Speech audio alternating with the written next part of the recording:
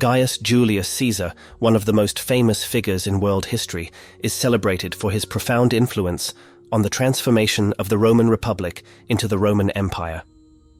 His life, marked by remarkable military achievements, political cunning, and a tragic end, is a testament to the complexities of human ambition, power, and the fate of nations. In this video, we explore the life, career, and legacy of Julius Caesar, offering a comprehensive understanding of the man behind the legend.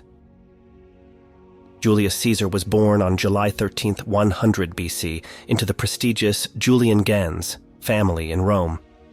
He hailed from a patrician family, which traced its lineage to the legendary Trojan prince Aeneas. His father, also named Gaius Julius Caesar, was a praetor, a high-ranking magistrate in the Roman Republic, and his aunt Julia was married to Gaius Marius, a celebrated general and politician. Caesar's early life was marked by a turbulent period in Roman politics, known as the Social War and the Sulla's dictatorship. He came of age during the late stages of Sulla's rule, which saw widespread political violence and purges. As a young man, Caesar demonstrated promise as an orator, and he learned the arts of politics and diplomacy through various influences, including his family connections. Caesar's entry into the world of Roman politics began with his service in the Roman military. He rose through the ranks of the Roman army, initially serving as a military tribune.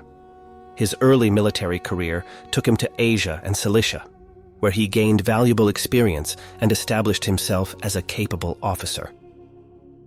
However, it was Caesar's military campaigns in Gaul that would elevate him to legendary status. In 58 BC, he was appointed proconsul of Gaul, a vast territory encompassing modern-day France, Belgium, and parts of Switzerland and northern Italy. Over the course of several years, Caesar conducted the Gallic Wars, 58 to 50 BC, during which he achieved significant military successes. He conquered various Gallic tribes, solidifying Roman control over these territories and amassing considerable wealth and power. These campaigns not only showcased Caesar's military prowess, but also allowed him to build a loyal and battle-hardened army, which would prove crucial in his future political endeavors. His Commentari de Bello Gallico, commentaries on the Gallic War, serve as a primary source for the study of his military campaigns and the geography of Gaul. Caesar's military victories in Gaul catapulted him to unprecedented heights of popularity and power. However, he needed a strong political base in Rome to maintain and expand his influence.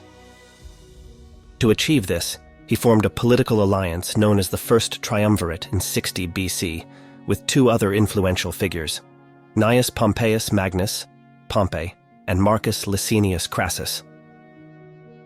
The First Triumvirate was not a legally sanctioned political entity, but rather a behind-the-scenes power-sharing arrangement. Caesar, Pompey, and Crassus supported each other's interests, with Caesar receiving approval to run for consul in 59 BC. As consul, Caesar enacted several reforms, including the distribution of land to veterans and the extension of Roman citizenship to some of the provinces.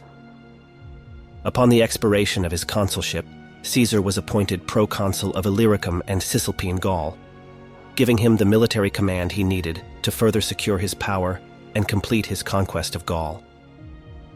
Caesar's campaigns in Gaul are often regarded as the zenith of his military career and the source of his extraordinary wealth and influence. The Gallic Wars were a series of military campaigns that took place between 58 BC and 50 BC, during which Caesar's legions secured Roman control over the vast expanse of Gaul. His conquest of the Gallic tribes was marked by cunning strategy and remarkable battlefield victories. He defeated the Helvetii, the Germanic leader Ariovistus, and the formidable Gallic chieftain Vercingetorix. Caesar's Commentari de Bello Gallico, a series of commentaries he wrote himself, provide invaluable insights into these campaigns and offer a first-hand account of his military tactics. The conquest of Gaul not only expanded Roman territory, but also supplied Rome with immense wealth, strengthening Caesar's political position and allowing him to cultivate the loyalty of his legions through generous distributions of spoils. As Caesar's military successes in Gaul continued, political tensions in Rome escalated. The Senate, led by the conservative Optimates faction, became increasingly wary of Caesar's growing power and influence.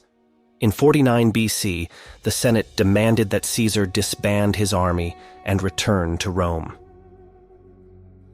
However, Caesar was concerned that his political enemies would seek retribution, and he chose to defy the Senate's orders. In a bold and fateful move, Caesar crossed the Rubicon River, the boundary between Cisalpine Gaul and Italy, with his loyal legions in 49 BC. This act, which violated Roman law, marked the official beginning of a civil war between Caesar's forces and those of his political rival, Gnaeus Pompeius Magnus, commonly known as Pompey. The ensuing civil war, known as the Roman Civil War, would determine the fate of the Roman Republic. It involved a series of military campaigns and battles, including the Battle of Pharsalus in 48 BC, where Caesar emerged victorious. Pompey fled to Egypt, where he was assassinated, and Caesar pursued him. In Egypt, Caesar became embroiled in the political turmoil surrounding the Egyptian throne. He supported Cleopatra VII, who was in a power struggle with her brother, Ptolemy XIII. Caesar's involvement in Egyptian affairs and his relationship with Cleopatra would have significant consequences, both personal and political. Cleopatra and Caesar formed a romantic and political alliance, and they had a son together, Ptolemy, the 15th Philopator Caesar, nicknamed Caesarion. Caesar's support for Cleopatra helped her regain control of Egypt, solidifying her position as queen. Following his return to Rome in 45 BC, Julius Caesar was met with a mixed reception. He held the title of dictator in perpetuity, consolidating his authority over the Roman Republic. However, his growing power and the manner in which he exercised it raised concerns among senators who feared that Caesar aimed to become a monarch. On the Ides of March 15, 44 BC, Julius Caesar was assassinated by a group of Roman senators, including prominent figures such as Gaius Cassius Longinus and Marcus Junius Brutus. The assassination took place in the Senate House, and it was a culmination of a conspiracy aimed at preserving the traditional republican government. Caesar was stabbed to death, and the act was justified by his perceived tyranny and his disregard for the traditional republican system. The assassination, however, did not lead to the restoration of the Roman Republic, as the conspirators had hoped. Instead, it plunged Rome into a state of chaos and civil strife. Julius Caesar's death marked a turning point in Roman history.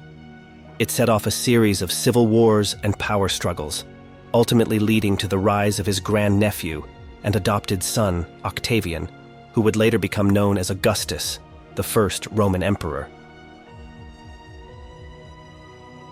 The Roman Republic officially transitioned into the Roman Empire, ending the era of republican governance. Julius Caesar's life is a testament to the complexities of ambition, power, and the human drive for influence. His military prowess, political acumen, and profound impact on the course of history have ensured his enduring legacy. As a symbol of both greatness and the limits of power, Julius Caesar remains one of the most iconic figures in world history. His life serves as a constant reminder of the intricate interplay between personal ambition and the fate of nations, forever etched into the annals of history.